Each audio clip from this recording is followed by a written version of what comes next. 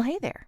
You've stumbled upon the intersection of internet quandaries and psychological insight. Welcome to Veritas Views on AITA, where the quirks of the internet meet the expertise of Veritas Psychology Partners. Thanks for joining us. I'm your host, Gayle MacBride, and I'm joined by our dynamic duo of psychologists. Hi, I'm Dr. Gayle MacBride, and today with me is my business partner and friend, Dr. Daniel Kessler. Yeah, and nice. Thank you for the introduction, Dr. MacBride. Looking forward to picking apart another one of these really interesting conundrums. Michael, don't you have something for us? I do. Well, first of all, welcome both of you. And then for all the newbies out there, if you don't know by now what Am I the Asshole is, in short, someone posts a scenario and asks readers, who is the asshole here? And that's what we're going to help determine. If you're new, you should also know stick around through the credits because there's a bonus conversation at the end that's always illuminating in some way. Neither Dan nor Gayle have read or seen this before, so let's go. Today's prompt, we're going to start with... Okay, so this one unfortunately has been removed, but I managed to do a screen grab. So this is why you are our IT guy as well. And you know, a quick cautionary tale of why something once posted to the internet is there forever. So true. So the headline for this one is, Am I the asshole for telling my daughter that if she goes vegan, she will need to get a job to buy her own groceries? Yes. Oh, wait, sorry. There's more to it, isn't there? I'm sorry. There always is. Be patient, Dan. All right. So then the post says, my daughter, who is 15, almost 16, went vegetarian about a year ago. Overall, it went well and didn't add much to the grocery list. The family already didn't eat much meat. She has been talking about going vegan for a while, and last time I got groceries, she asked me to pick up some stuff. Overall, it almost doubled the price of our grocery bill. Also, I found most of the food to be bad. Vegan cheese has to be the grossest thing I've ever tried. It is. Okay, to be fair, she's not wrong about that one. She kept talking about it, and I sat her down. I told her if she goes vegan, she will have to get her own job and pay for her groceries, that we cannot afford to pay double the grocery bill, and I am not going to replace things with alternatives that the family doesn't like.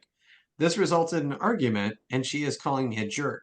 My ex-wife is on my ass about it and told her she can pay for extra groceries if it's that big of an issue for her. She also thinks I'm being a jerk. So the question is, who is the asshole here? Wow, this is a really interesting one. You know, as parents, when we have minor children living at home, we are required to clothe and feed and house those children. So the real question is here, are we required to feed them in the manner in which they are requesting to be fed? Maybe, No. but is there a line there? Yes. And did this teenager cross it? Probably. I want to know how she's doubling the grocery bill. Dan, do you have some insight into this? So, full disclosure here, I eat mostly vegan in my personal life, such as it is, just with as an aside, like you can eat vegan way cheaper than you can eat not vegan. This is my sense of things too. Yeah, right? no. Our grocery bill is a fraction of what it was when we ate meat and cheese and other things like that. So it's not even that, it's not that the daughter is necessarily vegan. I want to pull this away from that. It's that the daughter is asking for foods that are very expensive. Yes, and maybe not necessary to maintain a healthy vegan lifestyle. And I would argue that the fake, and by the way, as someone who's tried all of the fake vegan cheese, it's all shitty. And I apologize to anyone who works for or operates. I have not tasted vegan cheese yet that made me go, damn, I want more of this vegan cheese. And I eat it in an almost entirely vegan diet. But you can do really healthy food vegan and not have it break the bank. So I argue with the premise of this one. Maybe that's why it was taken down, because the premise is a little bit difficult, which is this Right. shouldn't be doubling a grocery bill. It does make me wonder how many people are in the household. And I guess I would be talking to the parent. I'm assuming it's a father, but I guess I'm being sort of gender biased here because he references an ex-wife, and I don't really know. I don't know that Okay. our Yeah. poster revealed their gender. Doesn't really matter. I just would want to speak with maybe that parent, maybe that's a better way to phrase it, that Fair. what, like, I would want to understand a bit more about what the asks are, and what looks different now than it did last year when she was eating mostly vegetarian. Right. And I, as a parent, like my own kids went through, wanting different dietary things back when we did eat meat. Our oldest wanted to be a vegetarian. Great. Support that. I think that the question here from that I'd like to approach this to more is like, is it reasonable for me to say no to buying very, very expensive food when I can feed my child for less expensively? And that's the question I want to answer here, instead of the question they're asking, which is, I forget now. Am I the asshole for not wanting to give her vegan food? Right? Essentially is what they Yeah. broke it down to. But I think your interpretation of the question is really the question at hand, which is, Right. am I an asshole for not wanting to buy my child the very expensive food that they're asking for? And whether or not it's vegan, it doesn't matter. I mean, it could be ribeye and shrimp and crab, like doesn't really matter. If it's a high price item and it adds too much to your grocery bill, are you an asshole for telling your child no? Right. This is one of those areas that people get caught in the like the I want to be vegan. No, you're not going to be vegan, and they get caught in this battle about a thing that doesn't need to be a battle. I am happy to support your being vegan. Let's look into recipes. Let's look into how to cook really good food together that will meet your dietary needs and not break the bank. What a great opportunity for learning on everyone's part here. Instead of people getting dug in and like, yo, you have to do it this way. No, I'm doing it wrong. Like that's the part that bothers me here. Is like, let's have a good conversation about how to do it correctly. And maybe there are some limits to where, okay, our grocery budget is this. Take any of the animal products that you would have consumed out of that. Now your portion of the budget is that. Can we buy your vegan food on my budget? I mean, if budget's a concern, fine. Mm-hmm. And is there then some reasonableness to say to the child, okay, anything above and beyond that, would you please contribute to that? Especially if this 16-year-old has a job, that might be okay. But to redline it, I'm concerned. I think that is worrisome for sure. Well, like so many things in parenting, this is an opportunity for a teaching moment. Mm-hmm. For the child, and an opportunity for a learning moment for the parent. Our kids can teach us a lot too, right? Yeah. So what a great opportunity that everyone is thrown in the shitter here to work together on doing this in a way that makes the most sense. Again, what we're always looking for in any relationship is how do we get everyone's needs met and have everyone be happy. Yes, but of course we are not dark chocolate, so perhaps we can't actually achieve that goal, but we can certainly get a little closer by starting from a place of admiration and respect and creating a plan that is workable for the family. It's fascinating to me though that this parent is not reacting to the additional work that it might require to make a dish vegan versus not vegan. Sorry, I'll get it. Michael, you're going to edit this out in post. I get that English is problematic. Yeah. They're reacting to the cost. And so it does make me wonder what this budget is looking like for this family. Yeah. I want to do a deeper dive into the relationship in general. Like how does this parent and child, what's the dynamic between this parent and child? How do they usually interact when they have conflict? Yeah. Because again, we're always trying to figure out how to resolve conflict and how to teach our kids how to resolve conflict. And this is a great chance here. But I gotta say, like I fed 20 people with a pot of vegan chili just yesterday, and it cost $5. Right. I fed 20 people with $5 worth of food. Vegan food is not necessarily expensive. We actually did the math. I will attest that it was delicious. So yes, $5. $5. So it's not necessarily.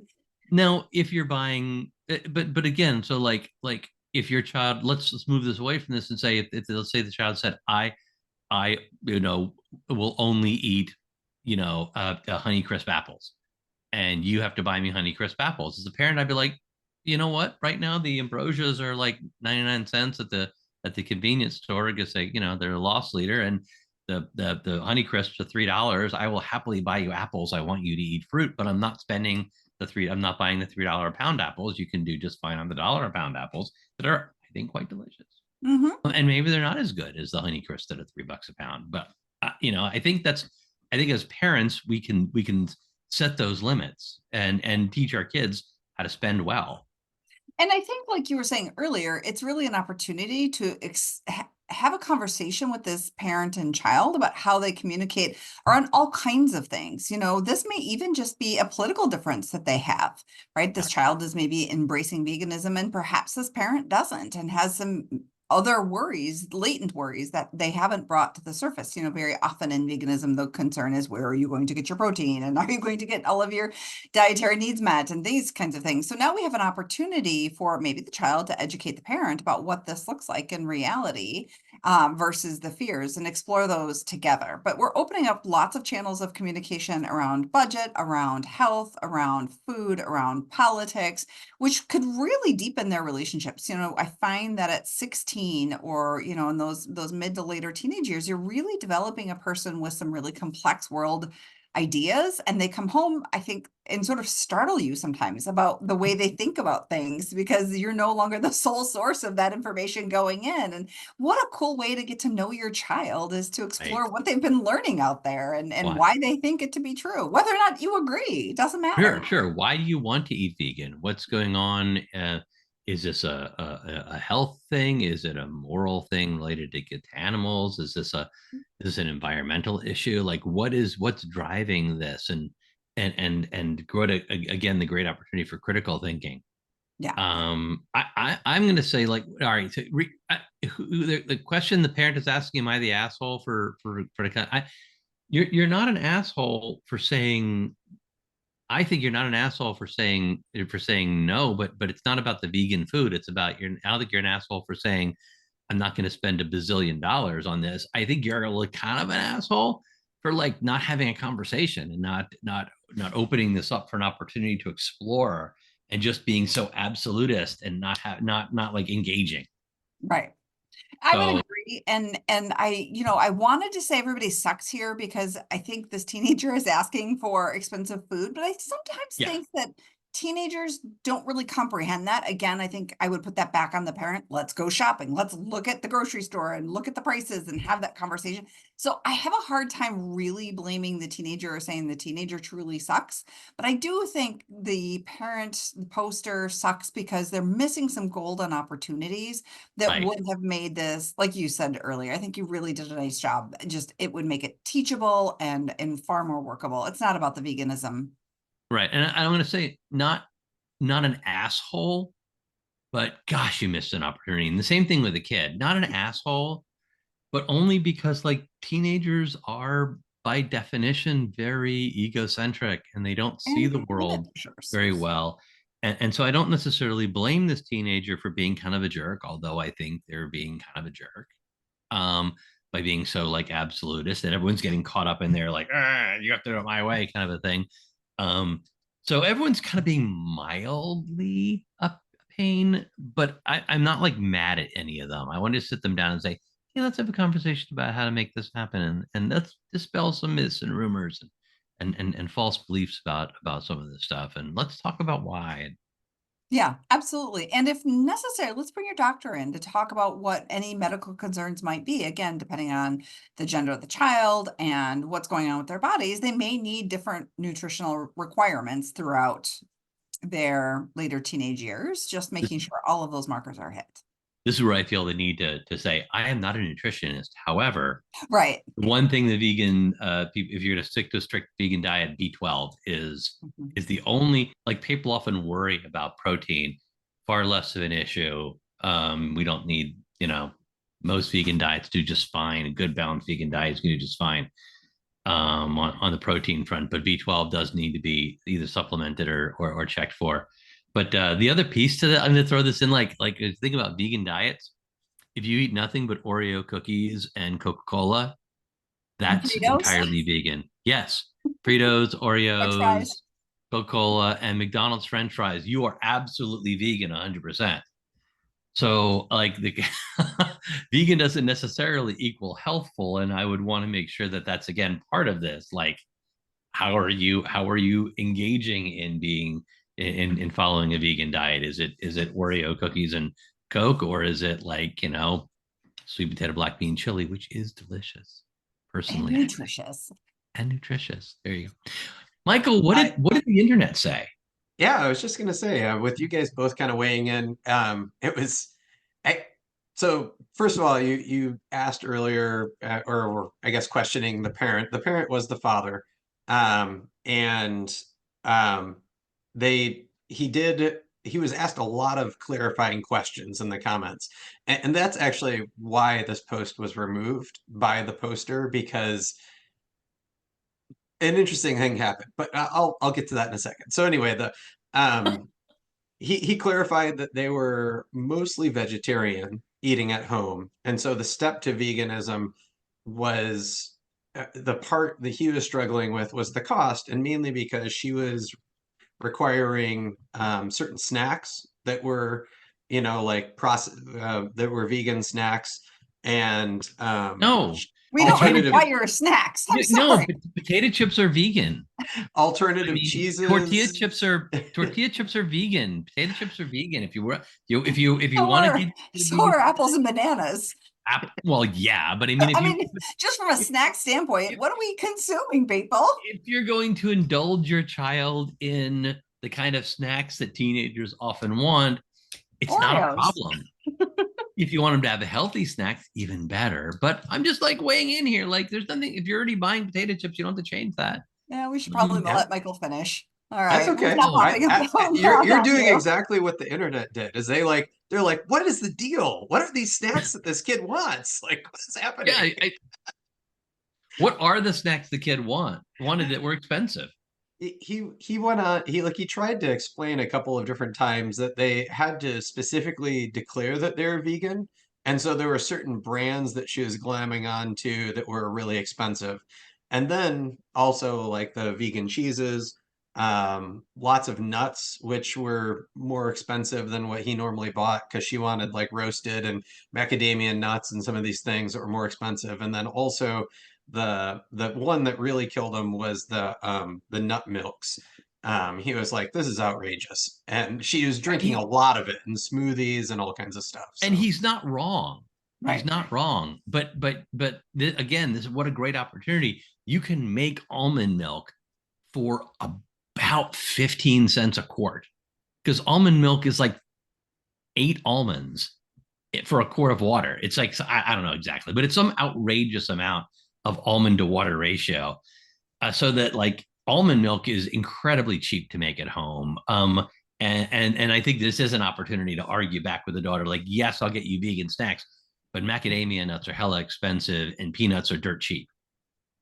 yeah, and people tried to point out a number of different things like that to him, which were kind of interesting to see those. And so and then I'm trying to remember what the other thing was that he said. I had one other kind of thought, but anyway, it doesn't matter. Oh, and people point out like this was an opportunity, like you both said, about budgeting. Like you could have said, "Here's my budget. Yes, Let's look at how we can shop, and let's go to the store and shop together." And anyway, absolutely. What a great opportunity that got missed Well, here. And it's not about the vegan, it's about the choices within the it's vegan. it's driving me crazy. We're also missing an opportunity to read a fucking nutrition label, people. It doesn't need to say it on the bag as long, or the box or the package, as long as you read the ingredient list. And It's right even there. better, if you eat a food that's not packaged, guess what? There's not so much a mystery there. It's just a banana. It's like we don't have to worry about what's in it if we're not eating a lot of processed foods. how are Yeah. you supposed to know what's in the banana without packaging, though? Bananas tells are me. bananas are self-packaged. There's no need for packaging there. There's no There's no need. No, I think this is one of those unfortunate situations where people get caught in their preconceived notion of what the argument is and don't step back and say what really is our disagreement here. And so many missed opportunities. And I have some empathy for this parent. This is okay. I've got this grocery list for my teenager. I bought all the things. I really want to support my child. And then holy crap, at the register now, this is twice as much, and maybe not even really truly anticipating it, which then gets you locked into a perspective, which is often what we're dealing with in our office, which is that, oh, holy crap moment. And now I'm just locked into a particular way of seeing any issue. And now it becomes me versus you, as opposed to, oh, holy crap, I'm surprised by this. Let me bring that surprise home and have a conversation. Yeah. Too many teachable moments missed. Yeah. So to answer your simple question, the internet almost universally said, you're not the asshole because of all of the things. But then what ended up happening is when you actually read the comments, almost everybody who engaged with the original poster was like, actually, I've changed my mind. You are an asshole, and I would hate dealing with you. because of his clarifying comments down the road. Yeah, just about every way that he interacted with somebody, there was so much attitude and snark that they were just like, you know what? Fuck you. But that really underlies our both Gayle and my primary thesis here, which is that when Dad had the chance to handle this well, he handled it shitty. And now hearing that, okay, fine, he's an asshole. But not because he said no to expensive food, but it sounds like he was just willing to shut down his kiddo without any conversation or working with them or doing this. So I think the internet's convinced me on this one. That go ahead, Gayle. Oh no, I'm gonna disagree. I'm gonna say he sucks, but I'm not gonna call him an asshole. I think on my slider meter, I'm maybe a little bit more gentle. Where I do think he sucks, by the way, though, is throwing it off to his ex-partner and saying, "Fine, you pay for it." Like, no, no, knock it off. And the original question, if I remember correctly, is am I wrong for telling her she has to get, or telling my child they have to get a job? Like, yeah, that was actually it. It was like, if you're going to do this, you need a job to pay for that's this. That's a bit of an extreme perspective to take. But if you set a budget and she wants to go past that budget, maybe she needs a job. Right, I mean, like, I want to become a pilot. Okay, that you want to pay for your lessons, you should go get a job. I want to eat food. No, that's my responsibility as a parent to provide you with food, within reason and within limits. And yeah, I'm getting, the more we talk about this guy, the more annoyed I'm getting with him. I'm sorry, Dad, but you're kind of starting to piss me off. You're not alone. That's entirely what the internet seemed to find, was like, the more we engage with you, the less we are on your side, and the more we think there's more going on. So maybe he's an asshole, but not for this. I think that's it. I think it's so weird. The family's already mostly vegetarian. It just doesn't seem like it should have been that far elite, nor such a surprise. So maybe he is an asshole. Maybe I'm coming around. Yeah. Me and the internet are convincing you. Yeah. Oh, that's scary. Yeah. I don't want the internet convincing me much.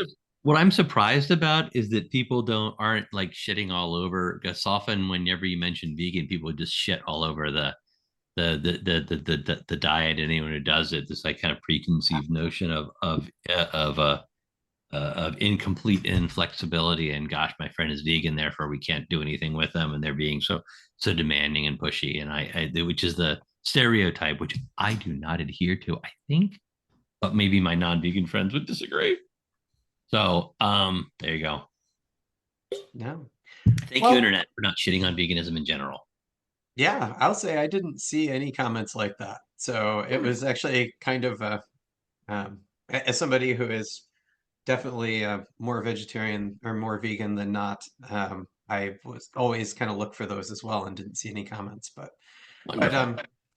thank you both for another riveting debate and a glimpse into the collective conscience of the internet forums. Remember, morality is often shades of gray and not just black or white.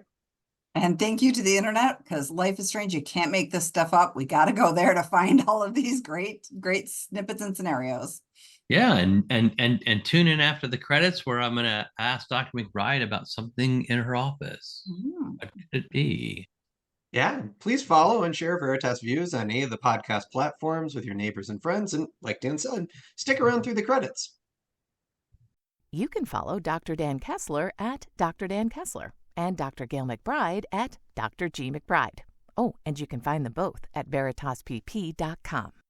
Credits. Tickling the Ivories, Matthew Reddington. Art, production, and design, bringing the show together with flair and finesse, Michelle Love. Recording and editing, turning chaos into something worth sharing, Michael MacBride. Intro, outro, I'm Kelly Buttrick, a VO talent who just happens to be Dr. MacBride's cousin. Cats, CJ, Linus, Sadie, and Griffin. Hosting by whomever lost the coin flip. Interruptions by all their children. The content of this podcast is for informational and educational purposes only and is not a substitute for professional mental health advice, diagnosis, or treatment. Listening to this podcast does not constitute a therapist-client relationship. If you believe you may be experiencing a mental health issue, please seek the assistance of a qualified mental health professional. If you are experiencing a mental health crisis, you can call or text 988 from anywhere in the U.S. to be connected to Crisis Mental Health Services. Thanks for listening. As promised, here's that bonus conversation. So you've got this like magic wand in your office? What's that about? Yeah, the one from the dollar store. Yeah, that got one. The little star at the end. It's meant for, a child's princess party or something like that. Yes. It really does fit. I mean, personality. Actually, it was a gift from a friend and a colleague years ago. She was sort of joking that in mental health, sometimes we just need a magic wand to help people feel better. Right. And I started incorporating it into the question that I ask most of my new clients, which is, if I had a medium power magic wand, because as you can see, my magic wand is from the dollar store. It's not very high power. It only changes you, right? It doesn't bring you love or money. What would change if you felt better? I love that question. It's a great starting place for a therapeutic conversation. I love that question. A medium power magic wand. Yeah, you have to stipulate it's medium powered. That's great. All right. Well, we're going to come back again next week with another one, right? Yeah, thanks so much for tuning in. Like Dan said, tune in next week for another Am I the Asshole debate. We love hearing from you, so please review us on Apple, Spotify, or, well, wherever you're listening. If you enjoyed this podcast, please review, like, and follow. Also, give it a share. This helps us reach more listeners.